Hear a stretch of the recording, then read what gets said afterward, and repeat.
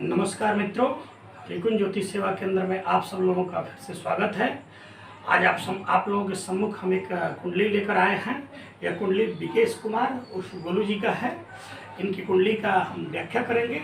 आप जितने भी दर्शक हैं, आप सब लोगों को मैं ये कहना चाहता हूँ कि पिछले 3-4 दिनों में लगातार सब्सक्राइबर बढ़े हैं और लगभग 175 से सब्सक्राइबर 175 के आसपास था। उसके बाद में अभी तक 220 सब्सक्राइबर हुए हैं। लगभग 40 से 45 सब्सक्राइबर बढ़े हुए हैं। आप सभी दर्शकों को हम तहे दिल से धन्यवाद कहना चाहते हैं, ताकि आप सब लोग इसी तरीके से हमारे सब्सक्राइबर भी बढ़ाएं, शेयर भी हमारे वीडियो को करें और ज़्यादा से ज़्यादा व्यू हो रहा है। इसके लिए हम त्रिकुण ज्योतिष सेवा केंद्र की तरफ से आप सभी लोगों को धन्यवाद कहना चाहते हैं, शुक्रिया अदा करना चाहते हैं। आइए आप सब लोगों के सम्मुख ये कुंडली जो है वो विकेश कुमार उर्फ गोलू जी का है। इनका जन्म दिनांक 29/1/1994 को है और जन्म का समय 5:05 दोपहर में हुआ है और जन्म स्थान छपरा बिहार में है। इनकी कुंडली की हम व्याख्या करते हैं। इनकी कुंडली में मुख्य रूप से इनका 2 प्रश्न है। एक इनका प्रश्न है कि इनका प्रेम संबंध से जुड़ा एक प्रश्न है और दूसरा जो है इनके करियर को लेकर प्रश्न है। इन दोनों प्रश्नों का उत्तर देने का हम कुंडली के माध्यम से प्रयास करते हैं। आइए देखते हैं कि कुंडली क्या कह रहा है।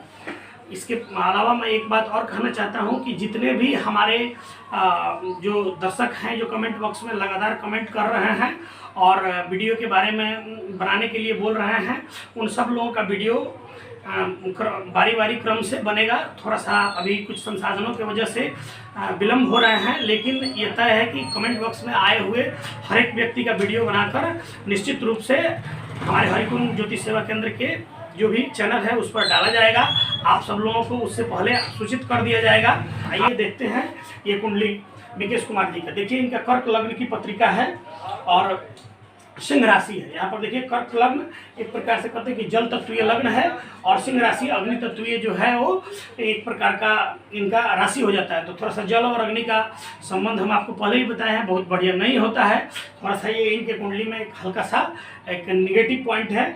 फिर भी इसके अलावा इनका बात उस पर नहीं। इनका मुख्य रूप से जो 2 प्रश्न प्रेम संबंध, एक प्रकार से लव मैरिज और दूसरा कैरियर से जुड़ा हुआ प्रश्न था। आगे हम बताते हैं आपको। देखिए सिंह राशि का इनका धन का भाव हो रहा है। इसको धन भाव, कुटुंब भाव और इसको एक प्रकार से परिवार का भी भाव कह सकते हैं। आगे देखिए इनका जो तृतीय भाव है वो पराक्रम का भाव है। चौथा भाव जो है यहाँ पर ये तुला राशि का बन रहा है। ये गुरु यहाँ पर विराजमान है। प्रिय दर्शकों, मैं आप सब लोगों को बताना चाहता हूँ कि केंद्र में बैठा हुआ बृहस्पति और जेब में भरा हुआ नोट एक प्रकार से समझिए कि बहुत सारे दोषों का शमन कर देता है। मैं आप लोगों से फिर से कहना चाहता हूँ कि केंद्र में बैठा बृहस्पति और जेब में भरा हुआ नोट व्यक्ति के बहुत सारे दोषों का शमन कर देता है। इसका मतलब ये भी नहीं है कि आप जेब में गलत तरीके से नोट भरे।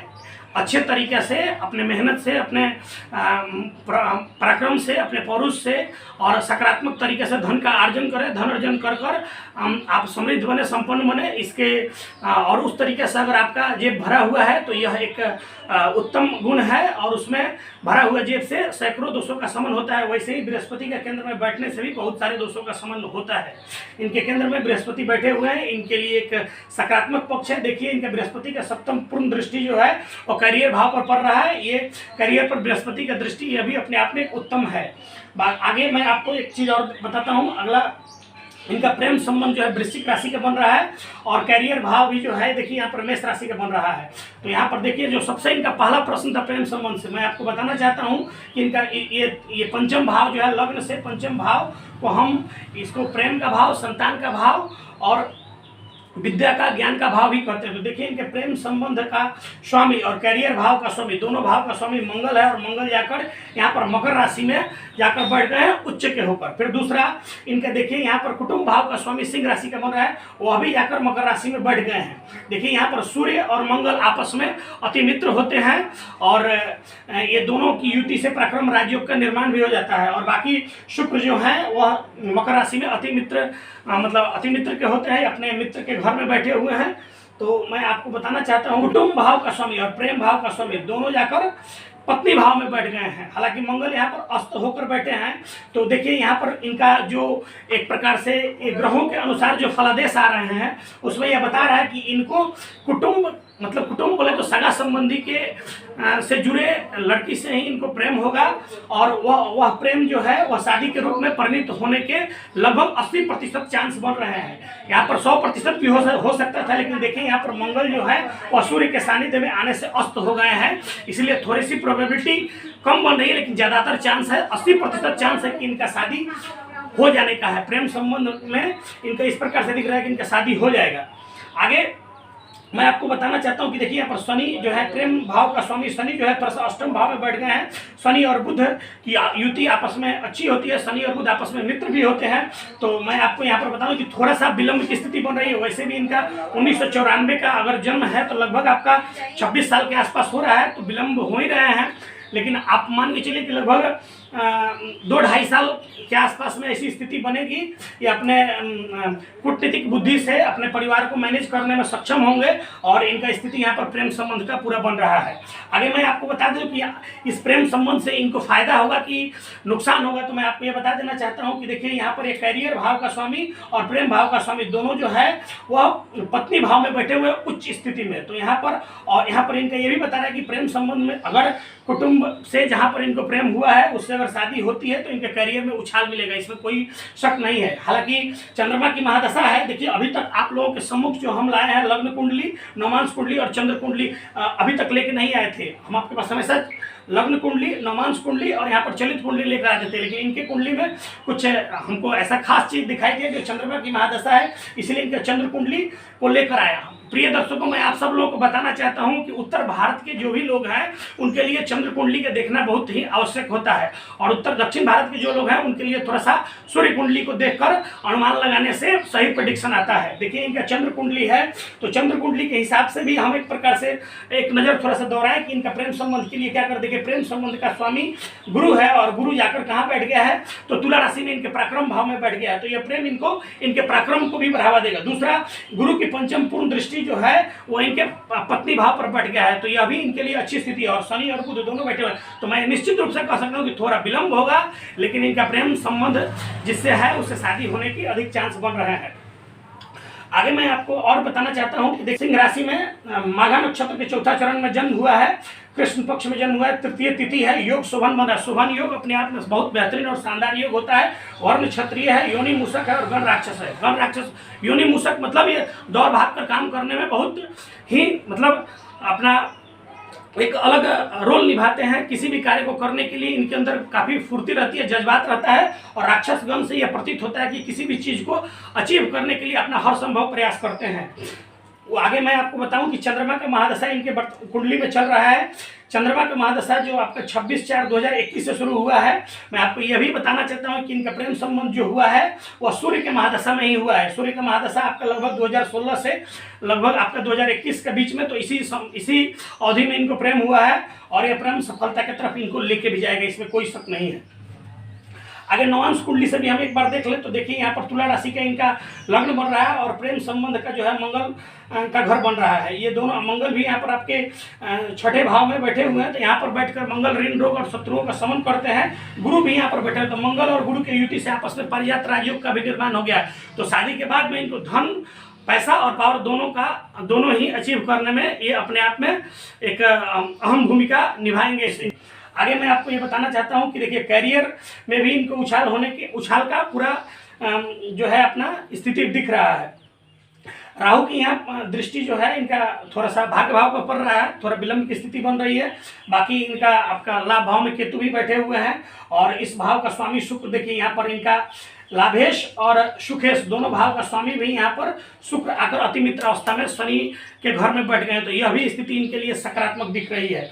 बाकी मैं आपको बता देता हूं कि थोड़ा सा चंद्रमा के महादशा में इनके कैरियर के लेकर मेरा व्यक्तिगत सलाह है कि जो भी कार्य कर रहे हैं उसमें ही अपना कंटिन्यूटी रखें, इधर उधर न मन को इधर ले जाए, क्योंकि चंद्रमा मन का कारक होता है और मन को भटकाने का भी प्रयास करेगा। इस स्थिति में इनका मन भी इधर उधर होगा, अपने कार्य क्षेत्र को बदलने का भी मिजाज बनाएंगे, लेकिन ये इनके लिए कैसे उत्तम नहीं होगा।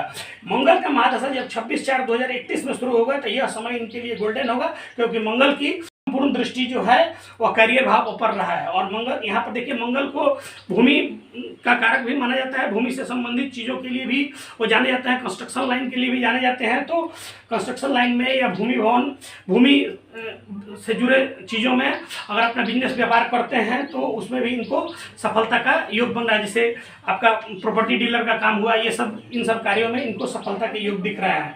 बाकी इनका मंगल का महादशा जो 26/4/2031 से शुरू होगा और 25/4/2038 को खत्म हो जाएगा। बाकी उसके बाद में राहु का महादशा 25/4/2038 से स्टार्ट होकर 25/4/2056 तक चलेगा इनके कुंडली में। तो देखिए, इनकी कुंडली में जो सबसे बेहतरीन टाइम है मंगल और राहु का वक्त है। मैं आपको बताना चाहता हूँ कि ये आपका पंचम भाव में बैठा हुआ राहु की स्थिति ऐसे होती है कि आप किसी कार्य को अगर करने चलते हैं तो कहीं ना कहीं कोई गैर आपके लिए पैसा फाइनेंस करने के लिए तैयार हो जाता है। पंचम भाव के राहु पे यह फायदा होता है। आप किसी भी कार्य को करने के लिए अगर सोचते हैं तो उसमें आपको बाहरी सपोर्ट मिलने का पूरा योग बताता है। ये आपका राहु का महादशा जो 25/4/2038 से चलेगा। फिर आपका ये मंगल अस्त है, जिसके लिए मैं आपको एक प्रकार से उपचार बता सकता हूँ कि मंगल के लिए जो है एक मंगल चंडिका स्तोत्र का पाठ आता है, उसको आप करें। भ्राता वगैरह से जो है लव मैरिज के शादी में थोड़ा सा जो समस्या आ रही है उसमें आपको कहीं ना कहीं एक सपोर्ट मिलेगा इस पूजा को करने से। मंगल के बीज मंत्रों का भी अगर आप जाप करते हैं तो वह भी आपके लिए अच्छा होगा।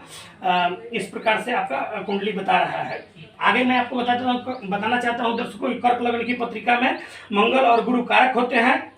देखिए, यहाँ पर भी मंगल को कारकत्व मिल रहा है और मंगल के महादशा में ही जो आपका 2031 के बाद चालू हो रहा है, तो ये आपको पूरा सपोर्ट करेगा। बाकी सूर्य, चंद्रमा और शनि तटस्थ है। यहाँ पर देखिए, चंद्रमा आपका तटस्थ है और उसी चंद्रमा की महादशा बन रही है। तो मैं आपको ये बताना चाहता हूँ कि इस महादशा में तटस्थ ग्रह ऐसे होते हैं कि वो उनका सीधा कहना होता है कि मैं आपके लिए कुछ नहीं करूंगा, जो करना है आपको करना है। तो प्रेम संबंध के लिए भी आपको ही कूटनीतिक पहल करना पड़ेगा। कैरियर के लिए भी जहाँ है वहीं पर रहकर आपको श्रम करने की आवश्यकता है। बाकी तटस्थ उनके में सूर्य, चंद्रमा और शनि है। उसके बाद में आपका अकारक ग्रह में बुध और शुक्र है।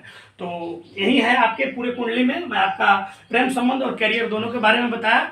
धन्यवाद मित्रों। अगर मेरा यह जन्म कुंडली देखने का आपको यह तरीका अच्छा लग रहा है तो आप मेरे इस वीडियो को ज़्यादा से ज़्यादा शेयर करें, लाइक करें, सब्सक्राइब करें। और जिस प्रकार से आप सब लोगों ने सब्सक्राइब करके मेरे मनोबल को बढ़ाया है, इसके लिए मैं एक बार फिर से आप सब लोगों को तहे दिल से धन्यवाद करना चाहता हूँ, शुक्रिया अदा करना चाहता हूँ।